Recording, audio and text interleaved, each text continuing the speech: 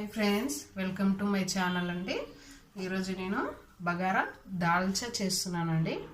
కావాల్సిన పదార్థాలు చూడండి: సొరకాయ, టమాటా, పచ్చిమిర్చి, కొత్తిమీర, కరివేపాకు, పుదీనా అండి, ఉప్పు, కారం పొడి, పసుపు, తగినంత గరం మసాలా అండి. జీలకర్ర, ఆవాలు వేసుకోవద్దండి, దాల్చాకి ఇదే మెయిన్ అండి.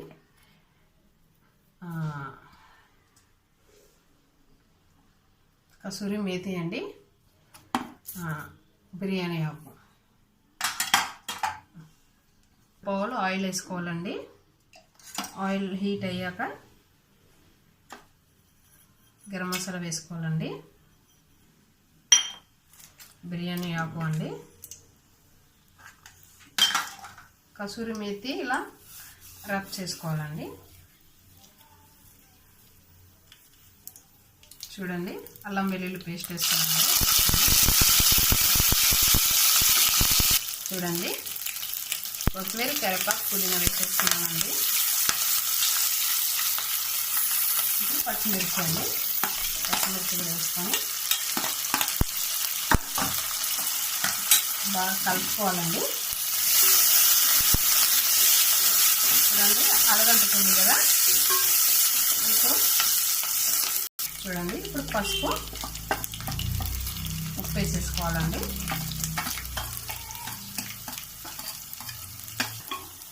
చూడండి, ఉప్పు పసుపు వేసేసుకున్నాం కదండి. ఇప్పుడు సొరకాయ వేసేసుకుందామండి. సొరకాయ, టమాటా అండి, రెండు వేసేసుకొని బాగా కలుపుకోవాలండి. చూడండి, సొరకాయ, టమాటా రెండు వేసేసుకున్నాం కదండి. ఇప్పుడు బాగా కలుపుకొని ఒక 5 minutes సిమ్లో పెట్టేసుకోవాలండి.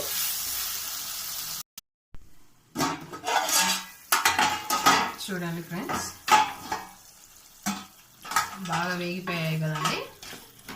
ఇప్పుడు కారం పొడి, జీరా పౌడర్, ధనియా పౌడర్ వేసేసుకోవాలండి.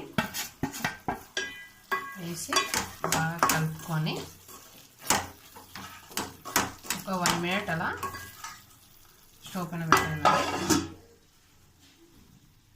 చూడండి ఫ్రెండ్స్, ఇప్పుడు కొన్ని వాటర్ వేసుకొని కలుపుకొని హైలో పెట్టుకోవాలండి. ఇప్పుడు స్టవ్ ఇది మసలేటప్పుడు పులుసు వేసుకోవాలండి.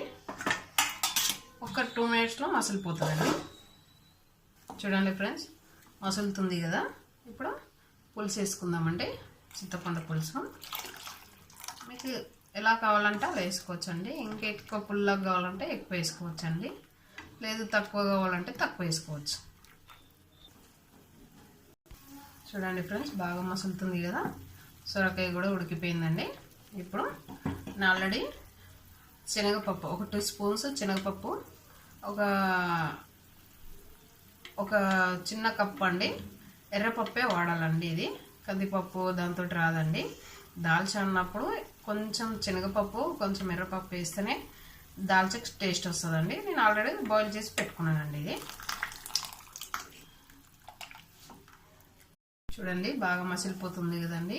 ఇప్పుడు కొత్తిమీర, పుదీనా అలా పైన చేసుకొని స్టవ్ బంద్ చేస్తే తినడానికి రెడీ అయిపోతుందండి. వీలైతే లైక్ చేయండి, షేర్ చేయండి, కామెంట్ చేయండి, సబ్స్క్రైబ్ చేసుకోవడం మర్చిపోకండి. థ్యాంక్ యూ అండి.